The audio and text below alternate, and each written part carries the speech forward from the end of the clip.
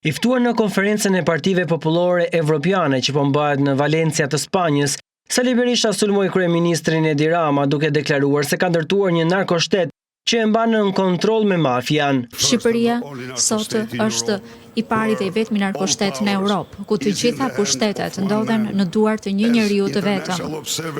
Sikurse e kanë vërejtur edhe bashkuesit ndërkombëtar nëpërmjet një vote të blerë nga mafia dhe ndaj frikësimit si një makineri e madhe, ai ka vënë në kontroll të plotë vullnetin e qytetarëve dhe i ka kthyer zgjedhjet në një fasad. Shefi Selis Blu shprehet se Rama ka ngritur edhe një institucion i cili kontrollon krimin e organizuar për të qenë në shërbim të tij. Në kryeministri ndodhet një këshilltar, detyra e të cilit është të koordinojë punën e organizatave kriminale, duke nisur nga karteli i Sinaloas deri tek vëllezërit gangster brenda vendit. Berisha solli përpara funksionarëve europian çështjen me Gonigal. Narkodiktatori i Tiranës i dha ryshfet shefit të kundërinteligjencës me Gonigal për të punuar kundër opozitës shqiptare.